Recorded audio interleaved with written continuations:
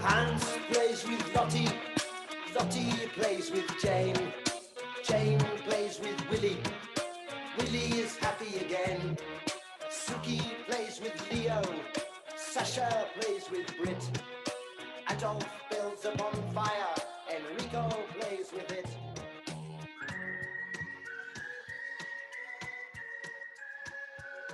Whistling tunes, we hide in the dunes by the seaside.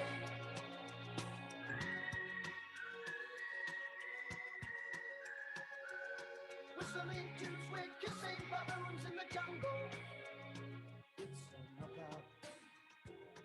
If looks could kill, they probably will. In games without frontiers, or without tears.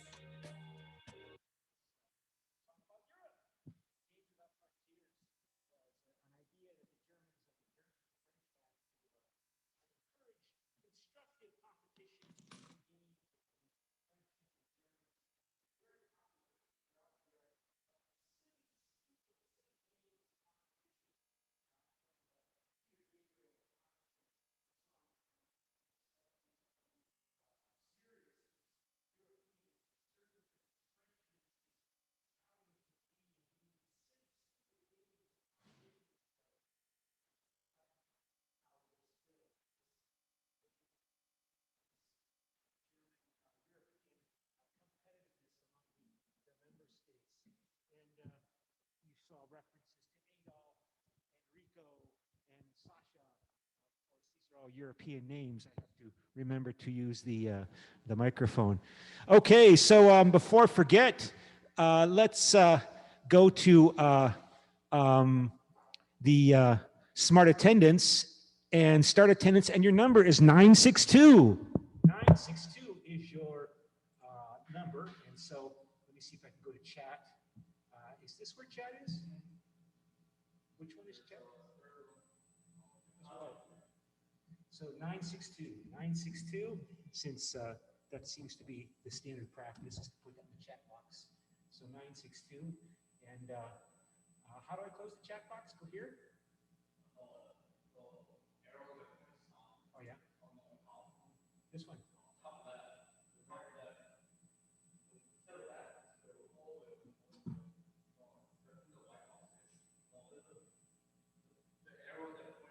Oh, this one.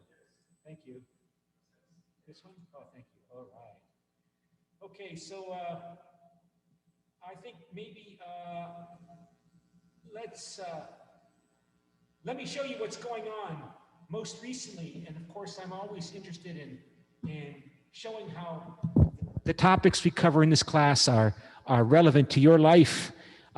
Given, of course, we know how important the European Union is for trade and business for the whole world, and therefore for Korea because of Korea's reliance on exports. So, and I told you about my experience at the American University in Bulgaria for 15 years, which the United States government, United States Agency for International Development, and other funders like George Soros, you know, the famous billionaire who started the Open Society Fund, named after the book by the famous philosopher Karl Popper, The Open Society and Its Critics.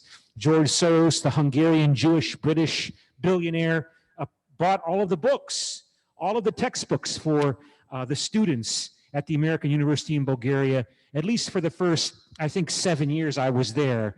And then the money was reduced, and so the university changed as the university became more like a Catholic University of Korea, or any kind of university in which you, the students, are always thinking about the money it costs to study there. So But George Soros Open Society Foundation also created a university in Budapest, Hungary. Budapest, Hungary, where, of course, his family was from, that he fled during after the World War II. And he created the Central European University. Central European University was a graduate university for master's degree students and PhD students. And I know because I had many of my students at the American University in Bulgaria also apply to get a master's degree at Central European University. And that university is now closed. Central European University was closed under the current government of the nationalist Fidesz party led by Viktor Orban, who ironically is he's now the prime minister, but he benefited from George Soros funding when George Soros was looking for the future elites, leaders of post-communist Hungary and other countries. He would give scholarships and aid and assistance to young student leaders, often to be trained in democratic political theory, to get scholarships and training programs, including Viktor Orban. Viktor Orban. And now Viktor Orban, who's my age, by the way, about my age, closed down George Soros University, Central European University, that closed 3 years ago in 2018 because Viktor Orban views Central European University as a threat to his political values, which include the desire to hold on to power. But of course, Central European University also is promoting universal individualistic values like the right for gay people to get married and other unpopular, often very unpopular ideas in much of Hungary. Not all Hungary, but still much of Hungary, much of Poland are agricultural farming areas, tend to be very conservative. And so, but what do we see today? The Chinese are going to open a university in Hungary. There's a planned Chinese university in Hungary, rouses widespread protest, plans to set up a Chinese university in the Hungarian capital, Budapest. By the way, Budapest is the capital of much illicit activity, much corruption in Eastern Europe. In the Hungarian capital, Budapest, are proving unpopular. 2/3 of the country's population are against the project, while the opposition is threatening to block construction. So this is the news report. Activists in Hungary hold up the Tibetan flag at the renamed Dalai Lama Street in Budapest. The mayor of Budapest, as I mentioned, you tend to find strongest support for individualistic human rights values like individual freedom, including gay rights in the cities. And Budapest, of course, is the major city. And so the mayor of Budapest is an opposition to the prime minister, Viktor Orban. There are no signs of any excavators or cranes yet in Budapest district of Ferencváros, but Prime Minister Viktor Orban's government is hoping to see them roar into action soon. China's renowned Shanghai-based Fudan University intends to open its first foreign campus here in 2024, so in 3 years, as the first Chinese university in the European Union. Hooray! And of course, so this is a practice that governments are adopting, American government, Chinese government. Even when I was at the American University in Bulgaria, in the same building that I showed you, that was the former regional Communist Party headquarters in Blagoevgrad, Bulgaria, there was for a brief time a Slavic university, which was supposed to counterbalance the American university. And in the Slavic university, all of the classes were in Russian. So I remember when I was walking through the university building there, I would hear lectures being given by professors in Russian language, but that university soon closed because they didn't have any money. So But the plan has met with considerable opposition. According to a recent poll by Budapest Republican Institute, 66% of Hungarians oppose the construction project, including many supporters of the ruling Fidesz party. The opposition is trying to prevent the campus with all means at its disposal, above all, Budapest's mayor, Gergely Karácsony of Hungary's Green Liberal Party, Parabeshed. He wants to enter the race against Viktor Orban in next year's parliamentary elections for the united opposition list. And Karácsony has been the mayor of Budapest since 2019, for 2 years now. Karácsony has the support of the independent but opposition-backed district mayor of Ferencváros, Kristina Barányi. On Tuesday, Barányi renamed streets around the planned construction area as Dalai Lama Street, Street of Uyghur Martyrs, and Free Hong Kong Street, in reference to issues and conflicts that have sparked international condemnation of China for human rights abuses. When we name public spaces after social groups and people who are victims of the Chinese state, we are standing up not only for them, but also for the idea of freedom and solidarity, Karácsony said at the inauguration of the street signs this week. Government spokesman Zoltán Kovács sharply criticized the renaming of the streets. He told the internet website Telex that the opposition seemed to have lost its common sense. An expensive gift for China. So this will be the first Chinese university in the European Union. The renaming of streets has further fueled the month-long simmering conflict over the Fudan University in Budapest. It's now increasingly becoming an election issue. The main sticking points are the size and cost of the project. The new campus is to cover more than 500,000 square meters, that's 64 acres, and which would make it considerably larger than all other Hungarian universities. This is, by the way, is from a German DW, Deutsche Welle German news service, translated from the German language. So this is not CNN, or this is a German news service. In April, investigative portal Direct 36 also revealed the cost of the project. The Hungarian government apparently wants to spend around 1.5 billion euros on it, exceeding its budget for the entire Hungarian higher education system in 2019. So the Hungarian government is going to spend 1.5 billion euros. The Hungarian government, not the Chinese government, the Hungarian government, exceeding its budget for the entire Hungarian higher education system in 2019. And here you see Shanghai's Fudan University is internationally renowned. So that must be in China. A large part of the costs are to be covered by Chinese loans, and the construction is to be carried out by a Chinese company. The size and cost of the project are particularly surprising because only up to 8,000 students are to be taught on the Fudan campus. That would make the university small in comparison with other universities in Budapest. Hungary hopes to polish educational image. You know, when I was at the American University in Bulgaria, when I left, the American University in Bulgaria received at least $50 million from the US government. $50 million. The government of Viktor Orban, however, has rejected any criticism. Officials argue that the numerous universities in Europe and the US already have close collaborations with Fudan. A dedicated campus of a world-class university, they say, would increase Hungary's attractiveness as an educational location and make Hungarian universities more competitive. Critics counter that Orban himself forced one of the world's best universities, the Central European University, to leave Hungary in 2018. And the closure of Central European University in Budapest sparked protests in 2018. And so this professor notes that, yes, Fudan University is indeed one of the best universities. And others claim that the Fudan University from China will be a Trojan horse in Europe. Whatever that means.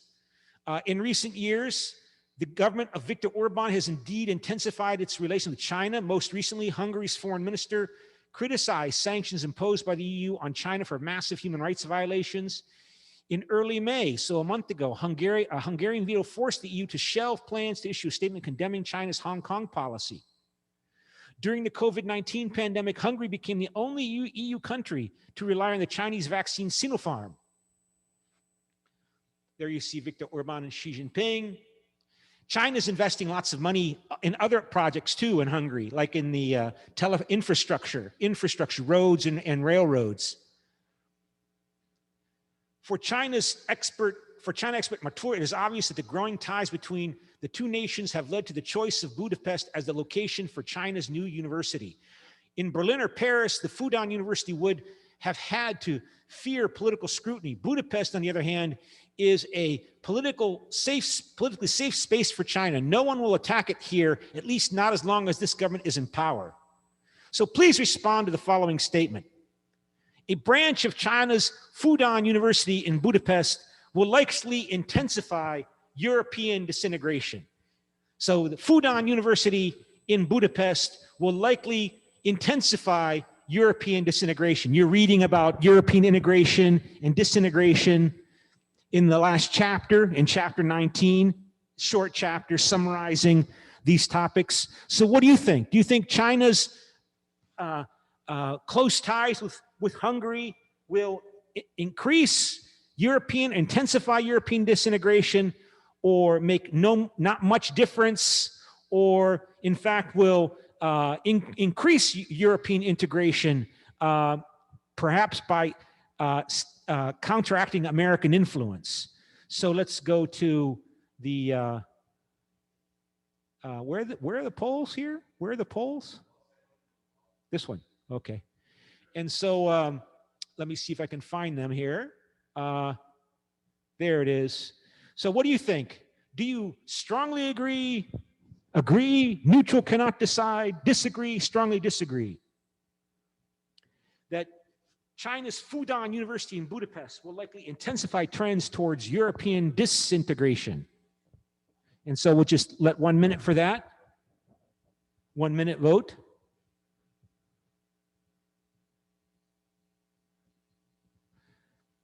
Of course, I'm thinking about competition for influence around Europe and the world between US and China.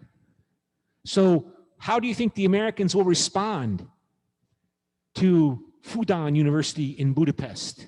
Will they attempt to mobilize their own friends and allies in Hungary and other countries to counteract and oppose Chinese influence? Will they pressure France and Germany and Italy to punish Hungary for this Fudan University? Okay, that's 1 minute. Do I click here now? Okay.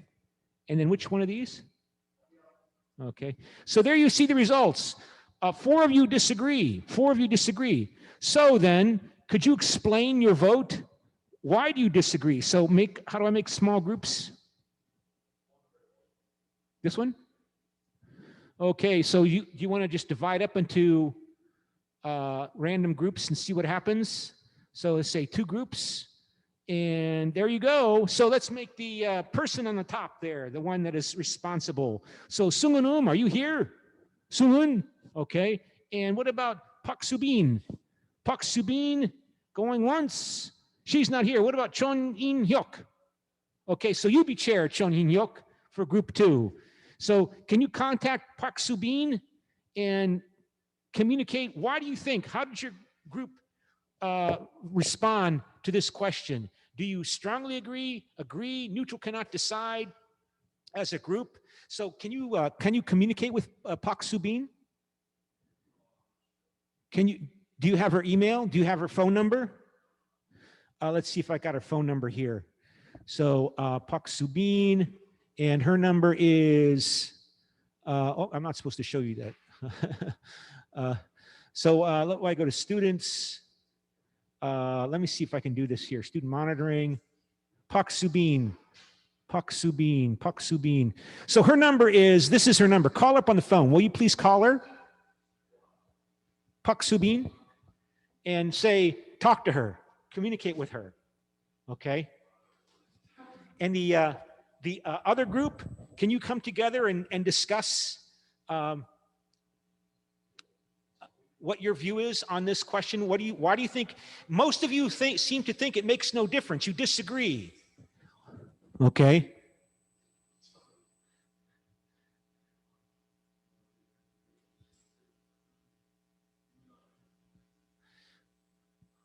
So and we have, I'm trying to find where so Pak Subin, who's Chonin Hyuk? She's not answering. Oh no. Okay, well then we'll put you in here. How do I move this person, Chon In Hyuk, to group 1?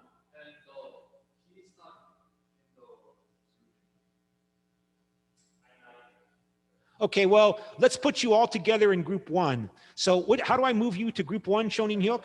This one? Okay, and go to, okay, so you all together. So come up with an explanation as to why you think, explain to me why you think it doesn't make much difference. Well, since we have 4 people, why don't we just divide it? You 2 in one group and you 2 in another group. So Chonin Hyuk, you work with this gentleman here and come up with a position as to why you think, explain to me why you think it doesn't make any difference. You think it's not important, it's not significant. The Chinese are creating a Chinese university in Hungary. I mean, as I told you, there's American universities. The first American government-funded university funded by the American government, I think, was in Cameroon in 1988. So the American government is funding universities in Tajikistan and other countries. Why? Explain to me why you think you disagree. Everybody disagreed. Why?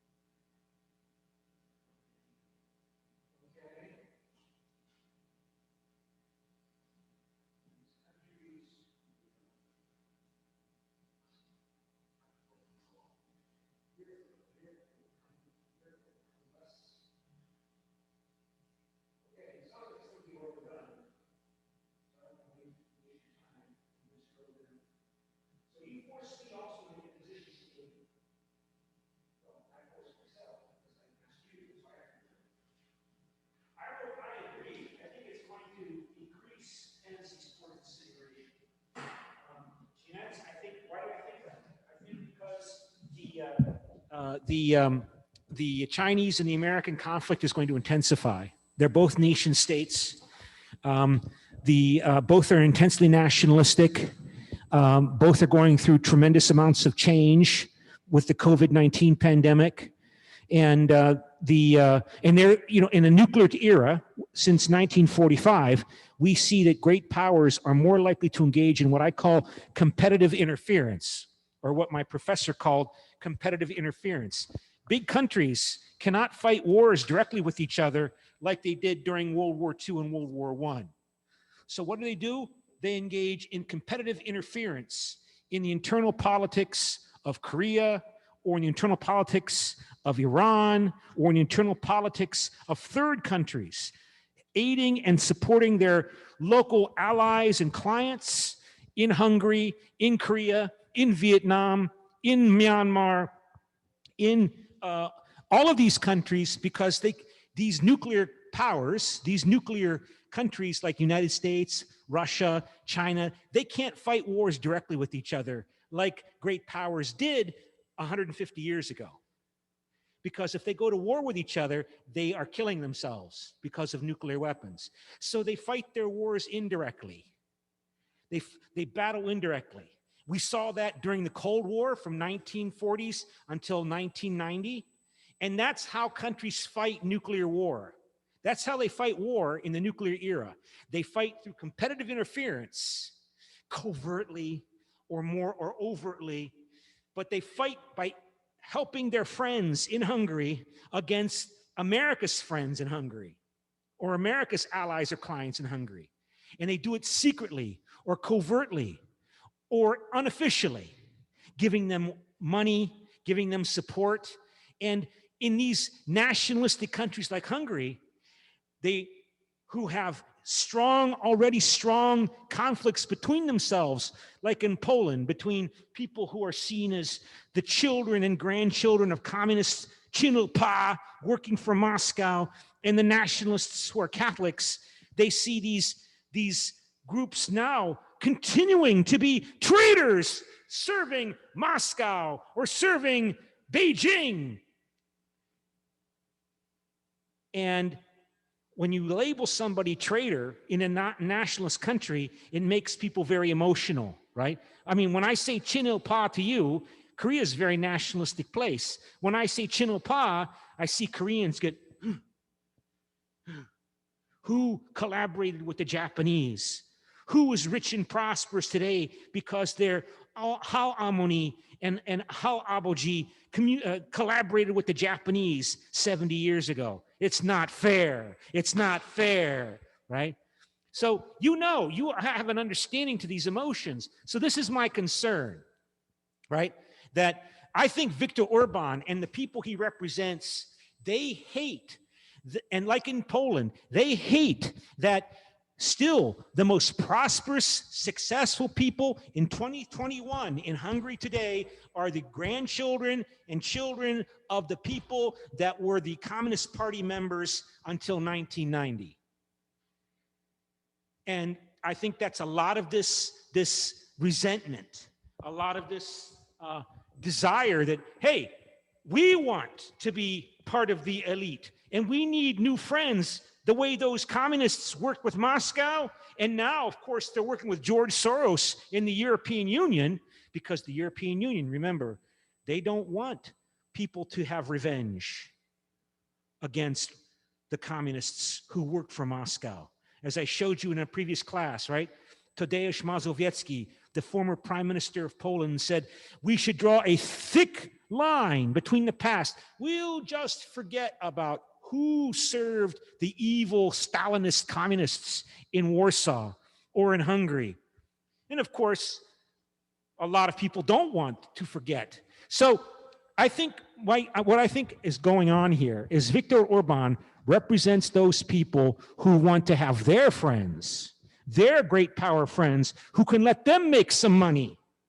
Let them establish themselves as a global international business elite, working with other actors that will allow them to enter into networks and international connections for another opportunity of globalization where they can get the benefits that the former communists and their children and grandchildren are still getting to this day. So let me ask you. All right. So I forgot to ask you your views. Why? Let me see who's going to go first. So heads, tails, and it's tails. So you go first. Heads, tails, and it is you, sir. What did your group decide? You disagree. Why do you disagree? You don't understand that what's the meaning of the question, but I can remind from the question, you know, have you ever heard 공자 Academy? I don't know what it exactly, what is, how it called in English, but it is, I saw the news someday. The Gongja Academy is trying to spreading the value of Chinese or Chinese language, or I don't know. So yeah, it is trying to. 30 years, the Korean Chinese government promotes the United States with Confucius Institutes.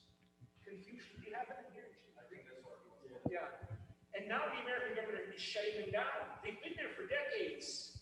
In American high schools, American colleges, and now the American government is going to close them. Okay, this group, heads, tails, and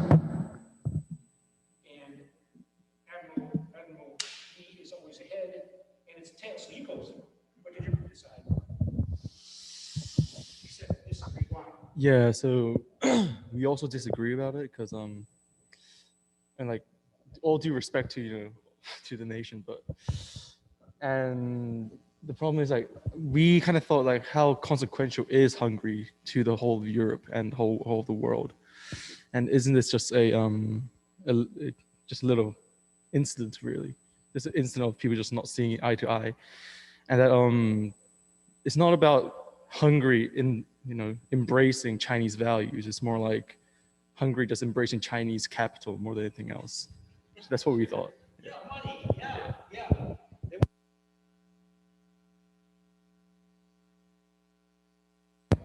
Anyone else? That's a good point. I think I made this point before, right? These people, Hungarians, Bulgarians, Romanians, are poor compared to French or Germans, but they think that they are Europeans, and being European means you should be prosperous.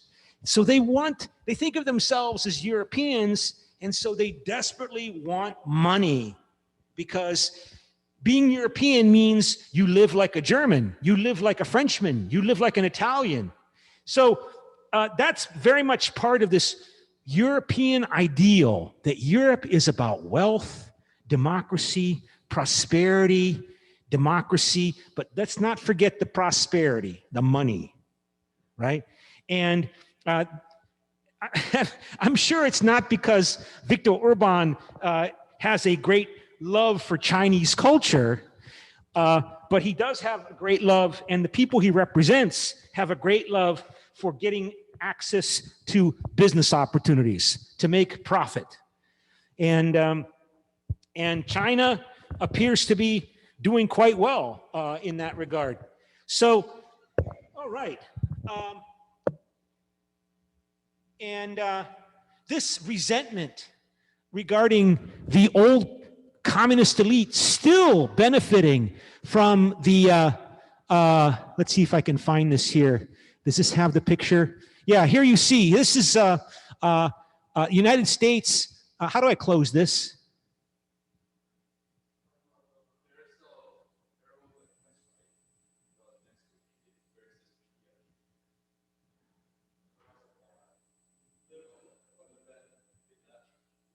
Oh, thank you.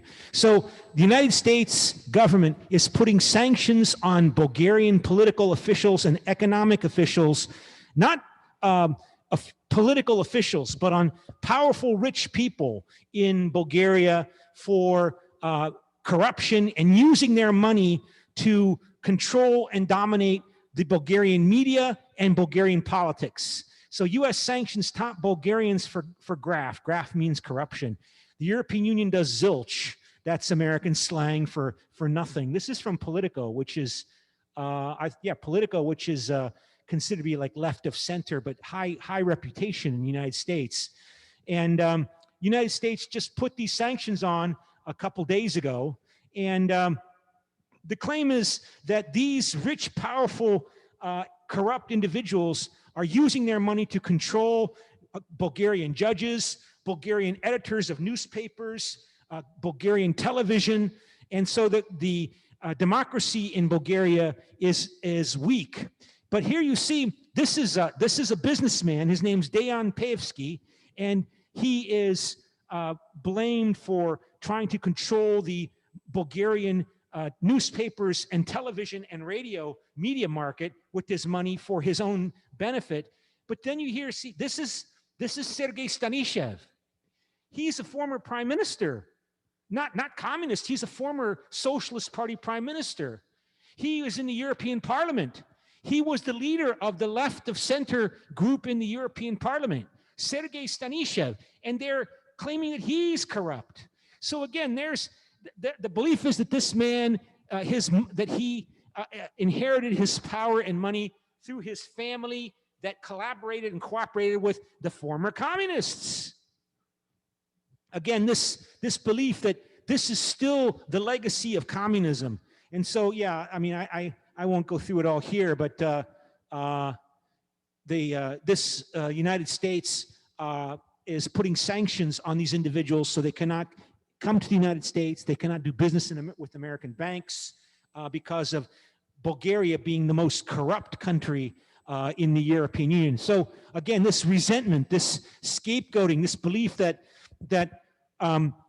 among people who want to believe that they are Europeans and want to live like Europeans, and they're poor, and but they want to think of themselves being like Italians and Germans, and they blame these people, that these people continue to use their wealth and power to get more wealth and more power. And meanwhile, the rest of the country continues to suffer economically. Again, you know, the belief that long time ago, when these countries joined the European Union, the belief or the hope was that overnight almost, that these countries would suddenly become like Germany and France and Italy, prosperous, wealthy, stable democracies. And of course, that has not happened in Hungary or Bulgaria or Romania. And nationalism makes that more intense. Again, looking for someone to blame, to scapegoat, that why was our dreams not being satisfied? Because of the former communists and their offspring. Like I said, this person comes from a family that collaborated, a Bulgarian-Turkish family that collaborated with the communists. And, okay, so, before I forget, I looked at your, of course, the first drafts of your final exam, and I sent you back comments. And I began on the Friday class, in the short class, limited time we have, to discuss or describe the meaning of what does liberal democratic political participation mean? Because your final exam is, you know, European Union, critique this statement. The European Union increases opportunities for liberal democratic political participation. And I want to, again, thank you for reminding me and using this notion of participation as a critical component for understanding what modernization means.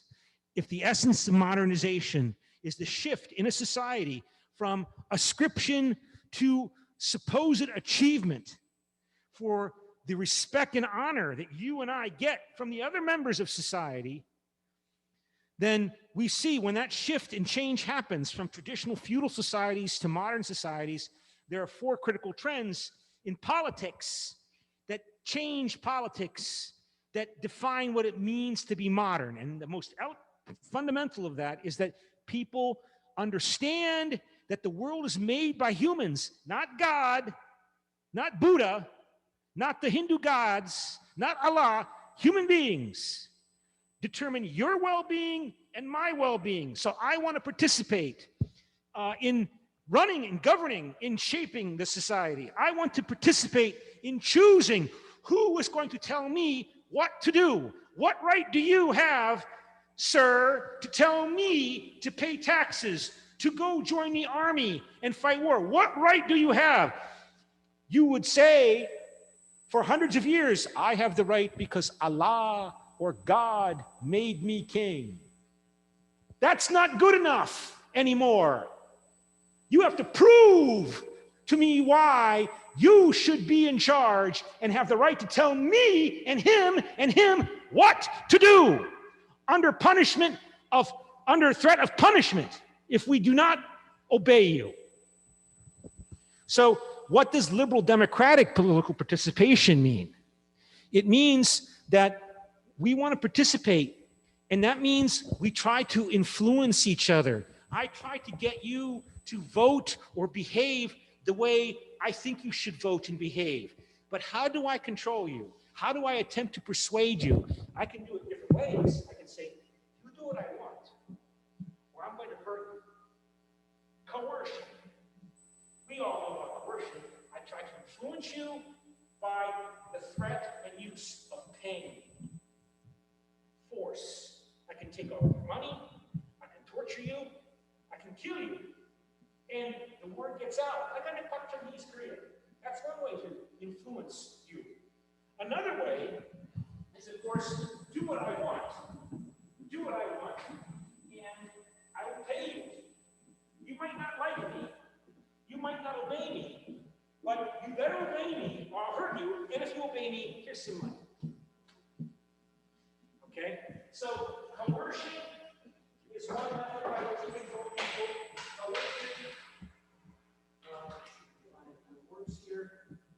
Utilitarian control. If you obey the authorities, you know that next year, CUK, he's not a very nice guy, but look, we're getting a new washing machine. Woo! We're getting a dishwasher. You're getting a nice car. Utilitarian control. So a combination of these two. And if you are, that's utilitarian economic control. Utilitarian participation control is I can join the ruling party. I can become part of the police. I can join the Communist Party. And of course, I have to demonstrate my loyalty to the Communist Party by informing my friends and family if they've said anything anti-Japanese or anti-communist.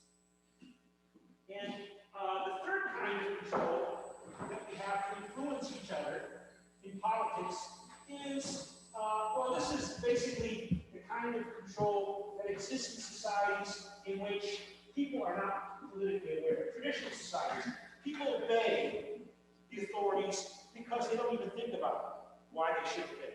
They just think that they should. It's become part of habit. They internalize the system of right and wrong. They don't even think about politics. And the fourth kind of appeal, a way by which to control people, is normative active control. This is the kind of control that comes from me appealing to your Korean identity, your American identity, appealing to your patriotism, to your love for your community, using symbols about make America great again, make Britain great again, Britain being independent, London, Britain being the Singapore on the Thames River. We don't need to subvert our sovereignty by giving it to these lazy Italians and Greeks and Bulgarians, so corrupt. We don't need to do that. So normative active control. So what am I getting to? Liberal democratic political participation is participation in which we try to influence each other in your political views and your political behavior without using coercion. That's the most basic, primitive understanding of what liberal democratic participation means. We create a political system in which we agree, or at least behave in a way in which we all accept that I cannot attempt to influence you by making you afraid of me, by making you think that I will punish you, I will hurt you if you do not act in the way I think you should act. That's the most basic fundamental notion of what is a liberal democratic society. We engage in politics with each other, which means we try to influence and shape each other's behavior and views and then behavior, without relying primarily on terror, on coercion, on fear, on force. Do what I want or I'll hurt you. I'll hurt your family. Somebody might disappear and you'll never find them again.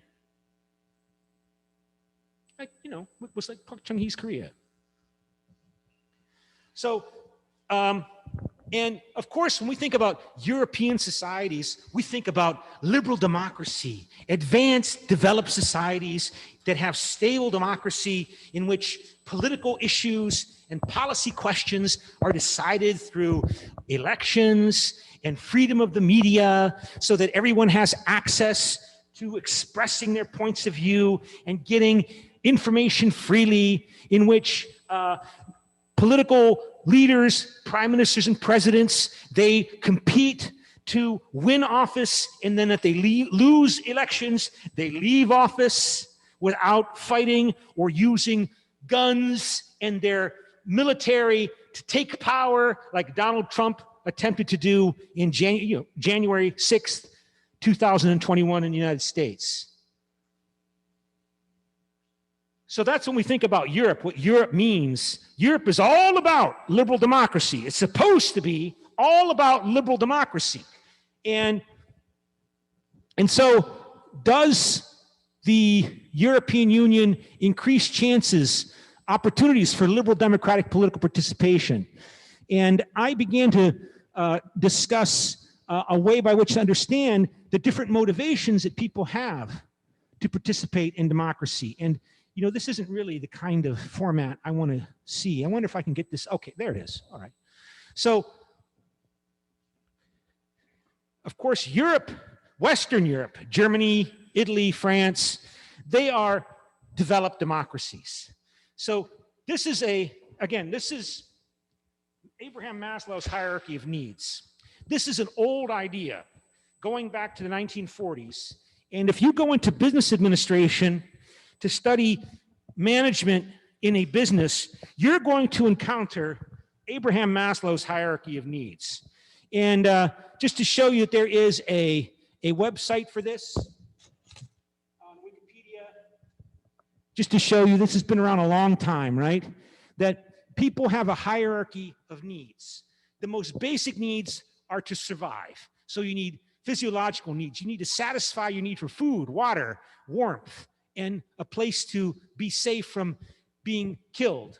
Then, once that need is satisfied and you no longer worry about it, the key point here is that individuals and groups then become preoccupied with another set of needs. Once these needs are satisfied, you move up the hierarchy to safety needs. You want to live in a society in which you feel secure, that your relationships are stable.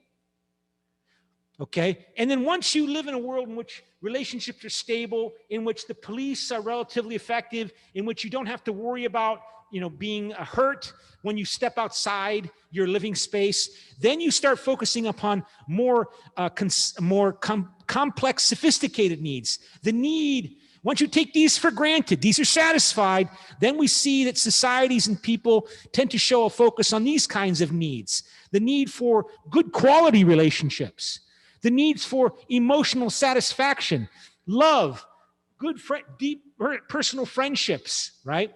And then once you have established that you have intimate relationships with friends and family that you can count on, then you become more focused on satisfying these needs, which are esteem needs, namely prestige, feeling of accomplishment, a career, right? You know, of course, very sad stories about people who come from very bad family backgrounds with alcoholic parents and terrible suffering as refugees.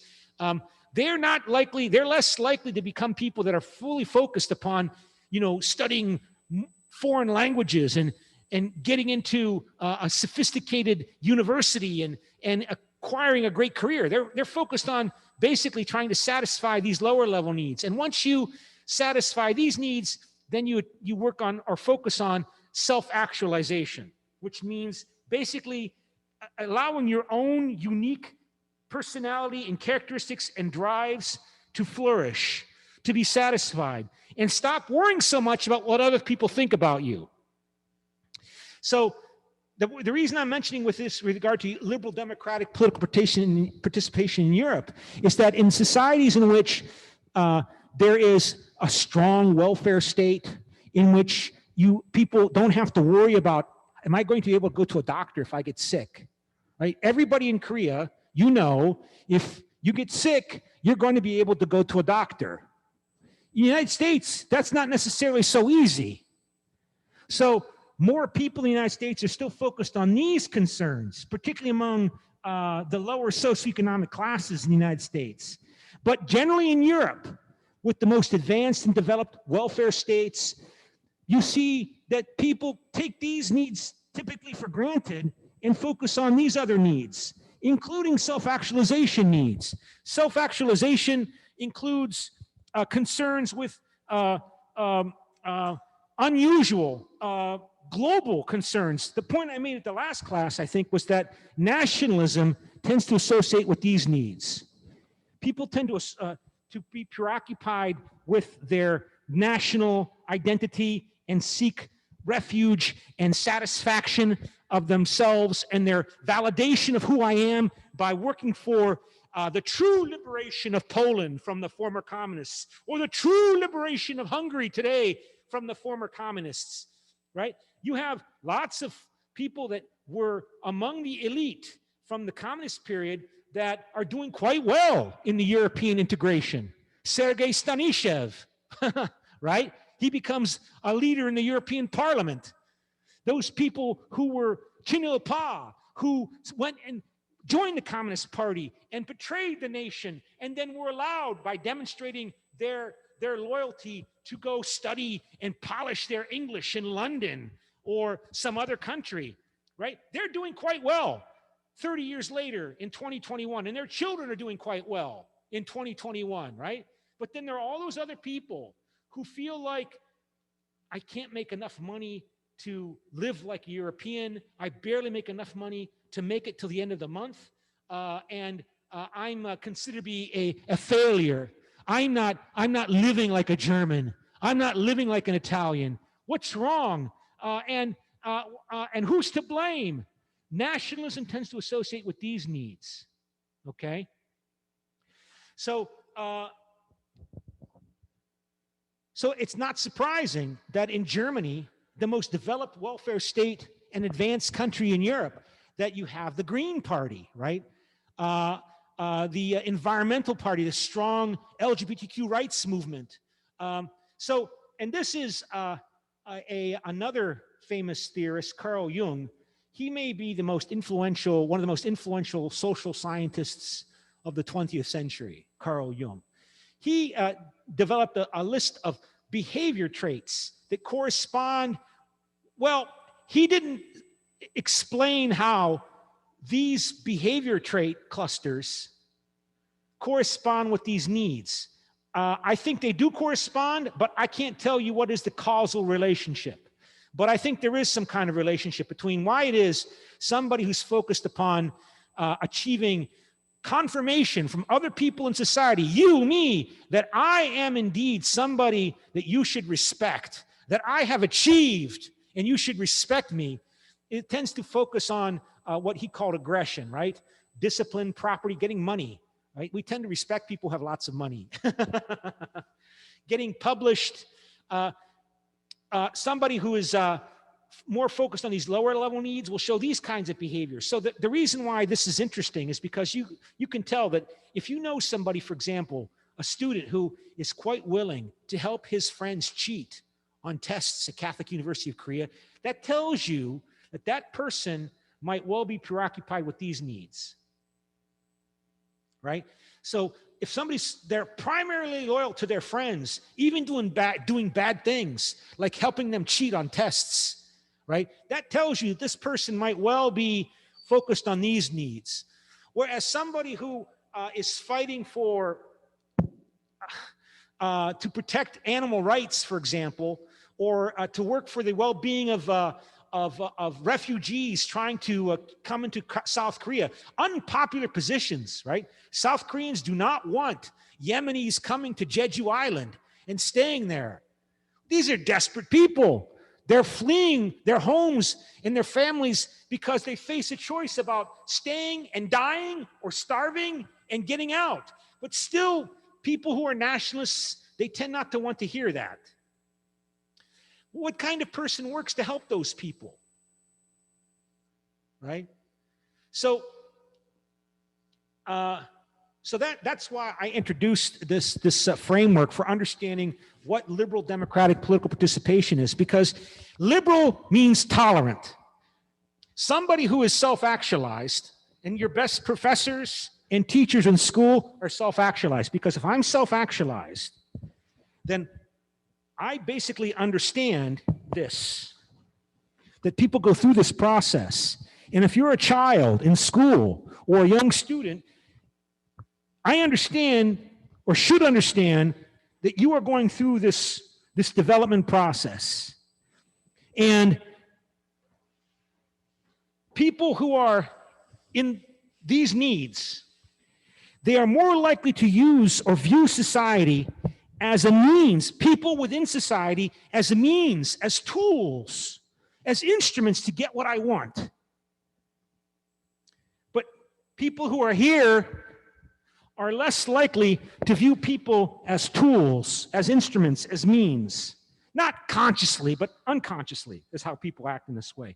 So your best teachers are supposed to understand that, for example, if one of my students cheats on a final exam, do I go, no, I'm going to make you pay because I caught you. I'm going to punish you. That tells you that I'm also stuck here. I'm supposed to work with these people to understand we all make mistakes. We learn from those mistakes. Remember, I showed you also this little graph here. This is you and me. And we go through life, we experience college, we fall in love, we fall out of love, we take Professor Ben's European Politics and Society class, and all of these attitudes and values, some of which we inherit, right? There's a lot of evidence that people have genetic predispositions towards certain types of ways of seeing the world and acting, like the authoritarian personality. There's a lot of evidence that, politicians, for example, they're genetically different, generally speaking, people that desire power. And then your socialization. Remember, when you were born, you were not a Korean. You were constructed into being a Korean. I was constructed into being an American. Early socialization. That leads to worldview, which is basically your understanding of unspoken typically about how the world works. And if you're a typical citizen of the United States or citizen of the world, you're a nationalist, right? That in my worldview, I'm an American, and America is the center of how I understand everything. And then you go to college and you meet unusual people. Like I said, you fall in love. Oh God, I still remember the first time I fell in love. It messed me up big time because it didn't work out. And I had to understand what the hell happened. I'm still trying to figure it out. So I'm just joking. But disturbance, and then a new equilibrium emerges. So if you're an educator, a professor, a teacher, you understand this implicitly, right? So when we talk about liberal democratic political participation, we're trying to create a system where people can go through this process without experiencing fear, terror, punishment, pain, by being threatened with coercion by the police or the party or losing your job. I mean, these elements of control are present everywhere, including in Germany, France, United States. I mean, I understand if I'm an American, right, that I must not say certain things in the United States if I want to avoid being punished by my employer. Like if I were to go to the United States and say, the jihadists fighting the Americans, they've got a good point. America does bad things in the Muslim world. My friends and family, they're going to look at me and say, what are you talking about, Ben? How can you say those things? And if you're my boss at a company or an organization, I'm not going to like you And if I don't like you, I might not give you that promotion. And I know this. I know that there are certain things, even in a liberal democratic society, like US or Germany, there are certain things I cannot say. Today, it might be in Germany, if I say that Israel is an aggressor, imperialist, settler colonial state, an apartheid state, you might get in trouble if you say that in Germany today because of German government law in relation to Israel. So that's the point about the final exam. How does European integration increase the opportunity to participate, to go through this process that we all go through without experiencing terror and coercion, punishment, as a means by which we try to influence each other? Because we're always trying to influence each other. I'm trying to influence you right now. Right now. But you accept it, hopefully, because you trust my perceived motivations. You assume, since I, according to Catholic University of Korea, I'm the professor. So you assume that I have benign, benevolent, nice, good intentions in trying to influence your thinking right now. But if this were part of the Japanese Empire and I was an officially approved professor by the Japanese authorities, you might not trust my intentions so much when I try to influence you. Or if this is a university in communist Poland 50 years ago, and I'm a professor at a university in communist Poland, you might not trust my intentions whenever I tell you what I think is good information, useful ideas, right? So influence is not a bad word.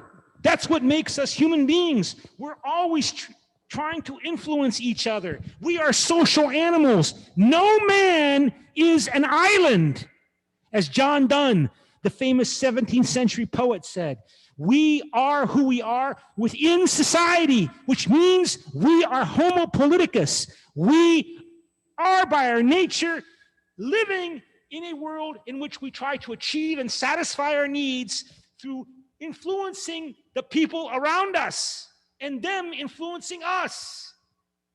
So influence and therefore power are not bad words, but they're different kinds of power. I should try, ideally, in a liberal democratic society, to persuade you and influence you by the wisdom of the perceived wisdom of my ideas, through the attractiveness that I provide as a symbol, as an example of what you someday might also become. Rather than say, you do what I tell you, or the fist.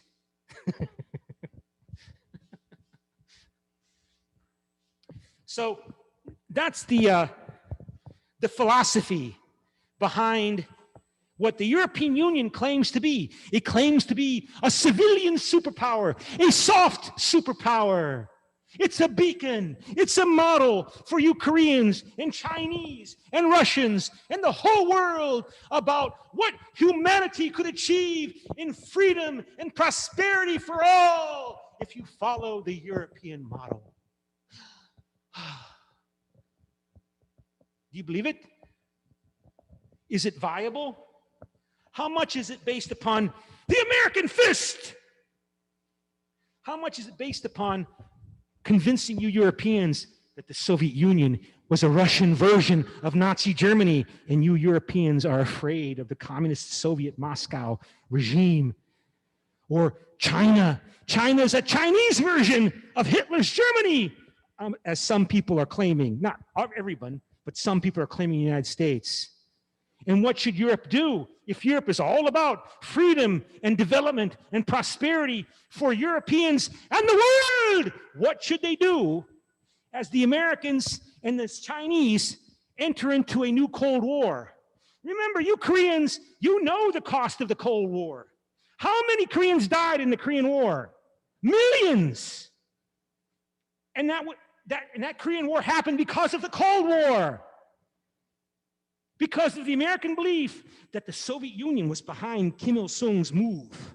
That Kim Il-sung was a puppet working for Joseph Stalin, who could not just send the Soviet army to invade South Korea because we have nuclear weapons. So he can't act. Joseph Stalin could not act like Adolf Hitler because now we have nuclear weapons. So what do the Soviets do? According to this conspiratorial Cold War view, the Soviets use their spies and agents who claim that, of course, they are nationalists, but they're really taking orders from Moscow. Kim Il-sung, Ho Chi Minh, Fidel Castro, Patrice Lumumba. They're all Soviet puppets. Even if they don't realize it, they're working for the Russian version of Nazi Germany. And that's why the Americans fought that war in Korea. And that's why millions died. So there's high stakes here.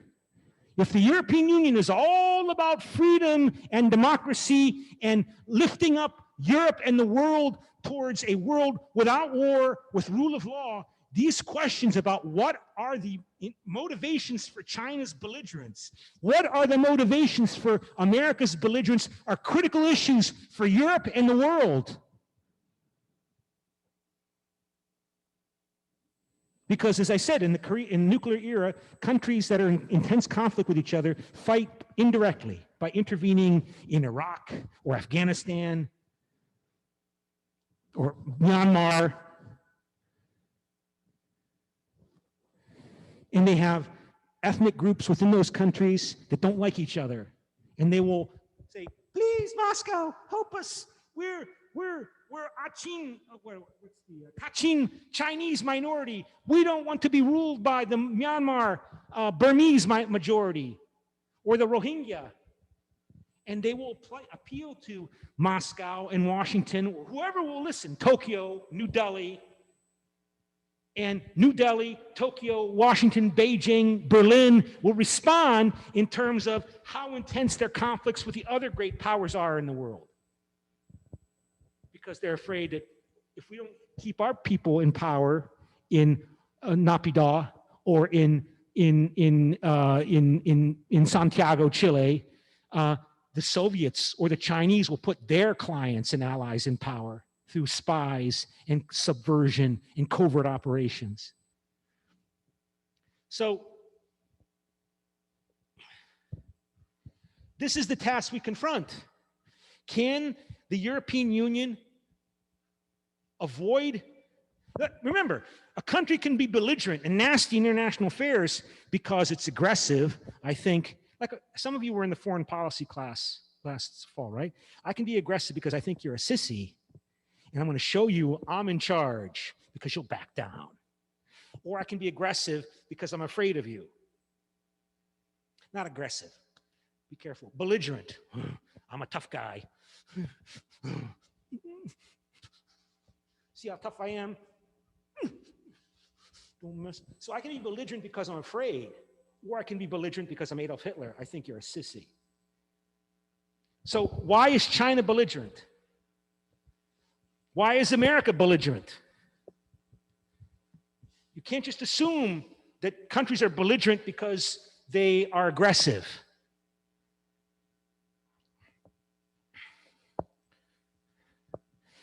You know, like in football, right? The best defense is a good offense. So I just wanted to make sure that that was clear in terms of understanding what human rights is about. If you want to create a world that respects human rights, your first, not only, but your first imperative is to work for peace. Work for peace. It will be a tragedy if both the United States and China are motivated by defense, but they misperceive the other as motivated by offense, by aggression, to create a new Cold War that does not necessarily have to happen. So, okay, so let's go back to what's going on here. since we have to get to chapter 19, this is the last class, so running out of time. So here's what's going on in Poland today. It says here, there's a huge hole in the ground in the Polish city of Bogatynia on the border with Czech Republic. And this huge hole in the ground is being dug by Polish miners mining for coal, right? This big mine in Poland is sucking all of the water away from their neighbors in the Czech Republic. Should Poland stop mining dirty, cheap, dirty coal that is sucking all of the water out of their neighbors in Czech Republic to satisfy Poland's desire for coal? Coal, which Poland, and of course everybody dislikes coal these days because of climate change and greenhouse gases. Coal, with which Poland generates around 70% of its electricity, more than any other European country, has a tenacious grip in this part of the world. It provides energy, jobs, and votes to those who defend it, like the conservative governing party, Law and Justice. And in a deeply insecure country, insecure, remember Maslow's hierarchy. If you're insecure, you're going to be nationalistic. In a deeply insecure country whose striking miners helped set in motion forces that toppled the Soviet regime 30 years ago, coal also provides a rare sense of security, sparing it from heavy dependence on Russian natural gas. It says here, Poland is so dependent on coal that just as the International Energy Agency called this month for a halt to the approval of new coal-fired power plants, a coal-powered electricity station next to the gigantic mine at Bogatynia opened a new $1 billion expansion. The plant uses lignite coal, the most dirty form of coal, which emits far more carbon dioxide than other varieties of coal, from the adjacent open-cast mine known as Turów. The mine was to have shut down this year, but to howls of protest from environmentalists, the government in March extended its license until 2044, 23 more years from now. Europe's highest court demanded, that's the European Court, the Court of Justice of the European Union, right? Europe's highest court demanded earlier this month that operations at the Turów mine halt until judges can rule on a Czech lawsuit filed in February against Poland for violation of European environmental rules, a process that could take years.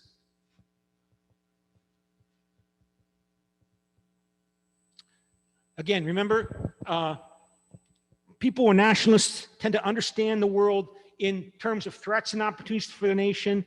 They tend to stereotype those perceived sources of threats and opportunities for the nation, and they tend to overestimate the relative power capabilities. The legal challenge by the Czech Republic has set off spasms of conspiracy-tinged fury in Poland. Poles accuse the Czechs of trying to expand sales of their own coal, while Germans are accused of exploiting carbon emission targets to boost sales of their green technology. Fearful of antagonizing miners, a shrinking but well-organized and vociferous constituency, Polish politicians have long struggled to balance demands for green energy emanating from Brussels with voters' demands for jobs. And it interviews a union leader, a trade union leader, miner leader at the Turów mine. His two brothers, this person, Bogomil Tyszkiewicz, his two brothers-in-law and his sister all have jobs with Polish Energy Group, or PGE, a state-owned company that operates in the mine and the adjacent power plant. So it's a state-owned company. It's not a private company. Solidarity, the union that spearheaded protests against communism over 40 years ago, and is now aligned with Law and Justice, has campaigned vigorously to keep the Turów mine open. Closing it, said Marek Dolkowski, a local solidarity activist, would mean doom for this whole region. Yeah, I mean, that's interesting. One of the reasons why I wrote my dissertation on Poland a long time ago was because my professor thought that solidarity would transform into a fascist movement. Remember we talked about authoritarian populism?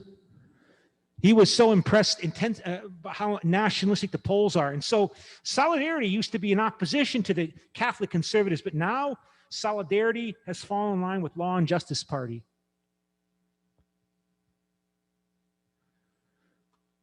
Brussels hopes to reduce carbon emissions in the European Union by 55% by 2030, but environmentalists say a Polish energy policy announced in February means it will fall far short. While promising to phase out coal, Poland expects the fuel share of electricity generation to still exceed 50% by 2030 instead of the 2% demanded by Brussels. And the European Union is offering nearly $20 billion in funds to help countries shift from fossil fuels, but regions that keep coal mines going are ineligible. So, keep that in mind. As we talk about liberal democratic political participation, nationalism is natural. It emerges in particular contexts. So we have to tolerate nationalism. And so my question to you is, please respond to the following statement. European integration of the former communist, that's the Central and East European economies, requires state-led capitalist economic development, right? The state has to provide a leadership role in these former communist countries in addressing their development needs. They cannot follow the American model or the British model because of the radical reforms that these economies need, that they do not have the luxury of believing that they can allow the free market to work. I mean, how is Poland going to reduce its carbon emissions to to reduce its use of carbon to 2% by 2030? That's only 9 years from now. When they get 70% of their electricity from carbon to this day, and this is not new, we've known this for decades. I mean, I remember when I was in Poland, the word was that they have to get off coal, and they can't. They haven't.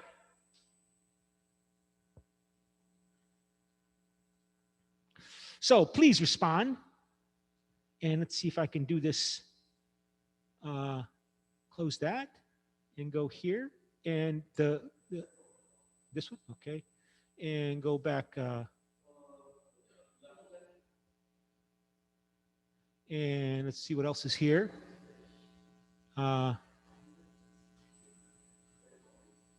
So what do you think? Please respond to the following statement. East European countries are going to look more like France, Italy, Spain, and Greece, rather than United Kingdom or Ireland, and even not like Germany. There's always going to be a strong government leadership role in these economies, that these economies are going to be state-led economies, not coordinated economies, not liberal economies. They're going to be state-led economies into the future because of the massive. Oh, do I click here? So you have 1 minute. Vote. Huh? Oh, click it? Oh, radical. I'm sorry, it cut off here. Requires radical reforms. That East European integration of the former communist Central and East European economies requires state-led capitalist economic development because it requires radical reforms. Yeah, it cut out there. I'm sorry about that. Radical reforms. So 30 more seconds.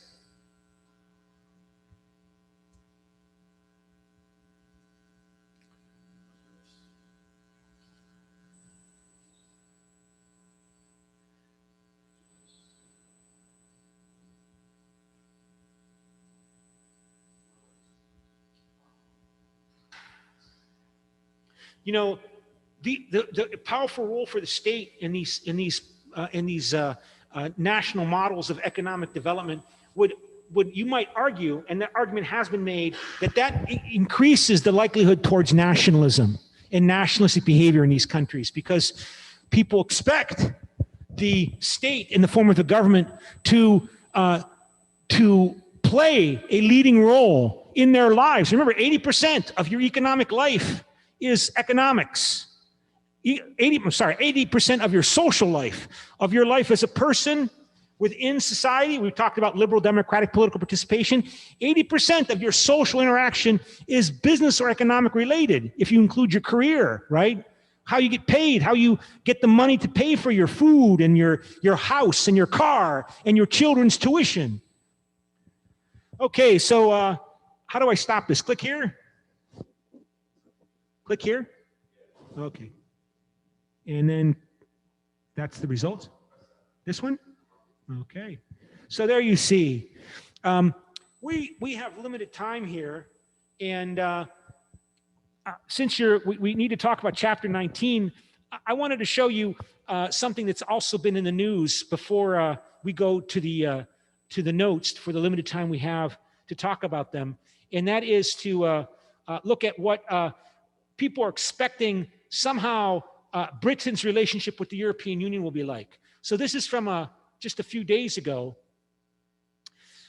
It's highlighted in the notes about countries that are not in the European Union that undergo Europeanization or European integration. So they talk about Switzerland, the authors Boehmer and Lekesny. They mention Switzerland, they mention Norway, which are not part of the European Union, but are strongly integrated into the European Union. And in the news media, there's lots of focus now on Switzerland because people are wondering, okay, Britain is not in the European Union. Is Britain going to become more like Switzerland in relationship to the European Union? Not in the European Union, but still intensely tied in cooperating, in coordinating, and collaborating their policies, British policies, with European Union policies in a way that Switzerland is, because Switzerland is not in the European Union, but it's right in the middle of the European Union. So it's obviously part of the European economy. So what's going on in Switzerland these days? And it's difficult. It turns out here, this report from just a week or two ago, Switzerland has walked out of talks on a closer trading relationship with the European Union, despite being offered better terms than the United Kingdom in key areas, EU officials have claimed. On Wednesday, the country's foreign minister of Switzerland, Ignazio Cassis, pulled the plug on long-running discussions with the European Union, saying that Bern's conditions were not met. Bern is the capital of Switzerland. Switzerland, while outside the EU, is the bloc's fourth biggest trading partner, and its economy is closely integrated with those of the 27 member states. Remember, Britain still 50% of its trade is with the European Union. Citizens of Switzerland and the EU member states have a mutual right to free movement. But look, this is what the future is going to hold for the United Kingdom. But the Swiss government claimed it could not accept the European Union's demands to maintain and deepen ties, as they would be rejected in a legally required referendum on a deal. The two sides have been in talks for 7 years over a new framework that would, for 7 years they've been talking, that would overtake the 100 plus bilateral treaties that govern Swiss access to the single European Union market, but which risk becoming outdated and hampering trade. So, okay, European Union, Switzerland is not in the European Union. So what do they do with Switzerland? They have over 100 different treaties with Switzerland. They had to negotiate each of those treaties between Switzerland and the European Union. And that's what's going to happen with the United Kingdom. Yeah, United Kingdom left European Union in January 31, 2020, but that's just the start of their interaction. They have to negotiate treaties across all those different economic sectors, in finance, in manufacturing. That all has to be negotiated now. So these negotiations between Britain and the European Union, they're going to continue, and they're going to continue forever. And they're going to be a lot less efficient, and they're going to be much more challenging, because the European Union institutions made those agreements easier. But now each one has to be addressed on an intergovernmental level now that UK is out of the European Union. The negotiations collapsed due to Switzerland's rejection of the jurisdiction of, yes, the European Court of Justice, or the Court of Justice of the European Union. That was the main focus of British Brexit concern, that we don't want to be subject to the Court of Justice of the European Union, partly because the Court of Justice of the European Union, or the European Court of Justice, was including the Council of Europe human rights treaties in its rulings. And Britain has been humiliated over the decades as the country that gets sued the most for its human rights violations, for its treatment of Catholic nationalists in Northern Ireland. And so the Court of Justice of the European Union was incorporating the Council of Europe's human rights legal instruments and treaties into its own rulings. So that was one of the main complaints of British nationalists. So, but to go back to Switzerland, the negotiation collapsed due to Switzerland's rejection of the jurisdiction of the European Court of Justice and of a free movement directive that would offer permanent residence to EU citizens. So Switzerland does not want to allow EU citizens the opportunity to live permanently in Switzerland. Would offer permanent residence to EU citizens with access to social security granted to non-employed residents such as job seekers and students. This is vaguely similar to the British Brexit demands. The European Commission has responded publicly by warning of a risk to the privileged access enjoyed by Switzerland to its markets. Behind the scenes, European Union officials said they were not hugely surprised by the decision from Bern, claiming that while Brussels had offered to commit 2 or 3 days a week to talks, the Swiss came every fortnight to discuss things. So the Swiss were just showing up once every 2 weeks to talk about these treaties. In other words, they didn't really want to talk about them. On Thursday, Cassisis, the Swiss foreign minister, said parts of the Swiss economy would now need to prepare for disruption due to the risks of barriers to trade emerging as bilateral agreements failed to keep up with developments, because they each have to be renegotiated. Each of those 100 plus treaties between Switzerland and the European Union have to be renegotiated. There's not a smooth process of European Union institutions for regulating this anymore, for the British case. Of immediate consequences, the expiration yesterday of regulatory permissions allowing Swiss certified medical devices to be sold in the European Union. So I guess, Switzerland makes lots of pharmaceuticals and medical devices. What, isn't it, what are the big Swiss pharmaceutical companies? I can't remember the name. There's one big one that's in, so look, that's a big deal for Switzerland. My sense is the Swiss are also responding to the huge influx of refugees into the European Union. Like the British are being concerned as British nationalists that these more than million refugees coming into Germany, they're Muslims, and eventually they'll be able to come into Britain because of the European Union. The Swiss also are showing more xenophobia. They passed a resolution through a vote on a referendum, for example, banning, I think, women wearing the hijab, the veil across their face. They passed a law restricting the building of Muslim churches, mosques.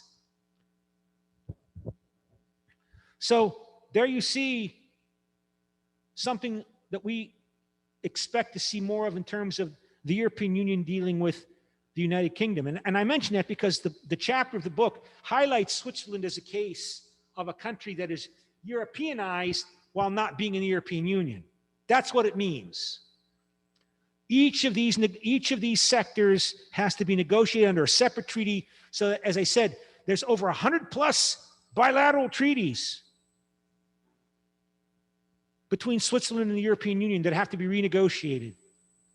So please respond to the following statement. The Swiss government refused to deepen its integration with the European Union for similar motivations for the British supporting Brexit. And so we go here and go here, and this one, right? Yes. And they go, okay. And then we go here, and okay. And please vote. 1 minute.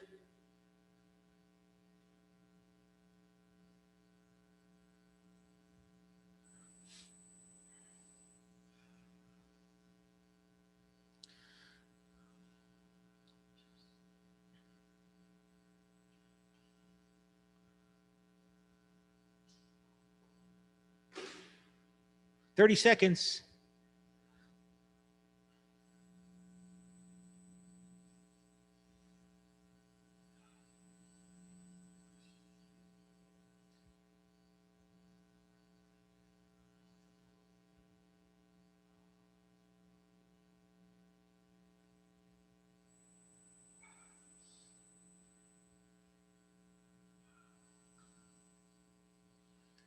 Okay. And I click here again, right? Click this button. Okay. And then click, okay. There you see the results. Yeah, I think that's my sense. I didn't have time to research it, but again, it's about immigration. It's about immigration from non-European countries in particular. And this is, again, an indication about the challenge that Emmanuel Macron will face in the French elections next year in France. Immigration, immigration, immigration, immigration. So, okay, and just close that. And, you know, we should look at the notes. And so you can see here the notes for chapter 19, talking about integration and disintegration. And Croatia was the last country to join 8 years ago in 2013. And since that time, enlargement of the European Union to the other countries in Eastern Europe, particularly in the former Yugoslavia, have fallen away. By the way, here is I talked about this last semester, and some of you had me in the European policymaking class. Yeah, this focus on post-material values, that's self-actualization values, focusing on human rights, environment, not so much focused on my motivations for ambition in terms of making lots of money and acquiring lots of power in corporations and business and joining the government, but also self-expression values, meaning self-actualization.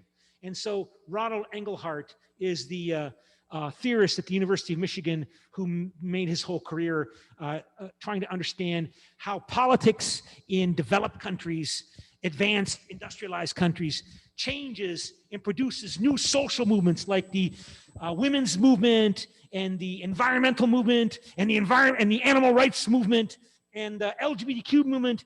And why does that happen? And so he has developed his whole career trying to understand these self-expression values and how they merge and how they influence politics in these countries. And you can see these are all developed countries, right? In terms of their focus on what's considered to be post-materialist values of, values that don't focus so much on getting rich and being powerful in society, taking control of the government. Look where Sweden is, way up here. Woo!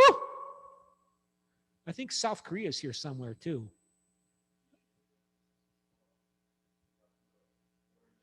Oh, yeah. So, and so there is a body of research on that. And he died. Oh, I forgot. Oh, he just died. Oh. Okay, I didn't know that. And so, yeah, so there's a big focus of study about how the politics in developed industrialized countries changes from other countries. And so, of course, you've got a lot of poor, desperate countries in the former Eastern Europe and the former Yugoslavia countries. And remember, the European Union is all about peace and security. All about peace and security in Europe. So satisfying those different needs on Maslow's hierarchy of needs is critically important in terms of trying to prevent suspicion and fear, generating hatred and social competition. And so we already briefly talked about Turkey in previous classes, and but other countries that are supposed to join are Serbia and Macedonia. And Emmanuel Macron stop the negotiations for Serbia, which is officially now a candidate country. I think it joined in, they started, it became a candidate country, I think this year, last year. Or maybe I'm confusing it with another country. Macedonia, I think, started, Northern Macedonia started last year to become a candidate country. But Emmanuel Macron said that we're not going to proceed with the negotiations because he's concerned that Marine Le Pen will say, we're going to bring in now Bosnia and Serbia and Kosovo with all of their Muslims into the European Union so that they can now then come to France and take our jobs, so on and so on. So that's why enlargement has pretty much stopped, but it's become more and more important because of China. The concern is that China's investing lots of money in Serbia. China's good friends with Serbia. China this is diplomatic bargaining leverage that Serbia can say, if you don't help us, Brussels, if you don't help our country, give us more aid, give us more hope, we're going to work more with Moscow and Beijing. Perceived influence over third countries is another diplomatic bargaining leverage we talked about in last class.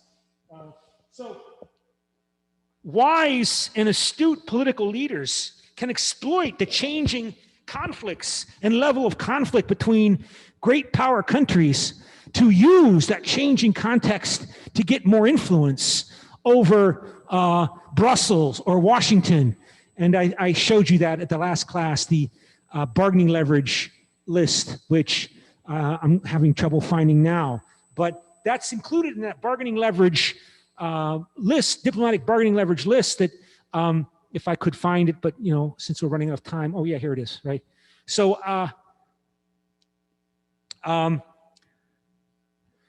perceived let me see here, perceived ability to influence third countries, perceived willingness to alter relationship type. Serbia can say, hey, you should help us, European Union, or else we're going to go all in with the rising China. China's got lots of money, and we're a small country. And Hungary can do the same thing. Don't push us too hard, Brussels, because we can always increase we have other options.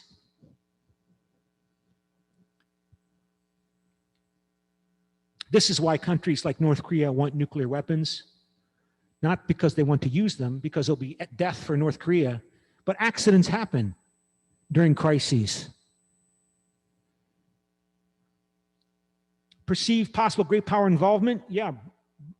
China and US become more and more in conflict, so they become more and more interested in what's going on in Myanmar and Serbia and Macedonia as they compete with influence with each other in their process of competitive interference. So back to these, we have to stop. I gotta stop.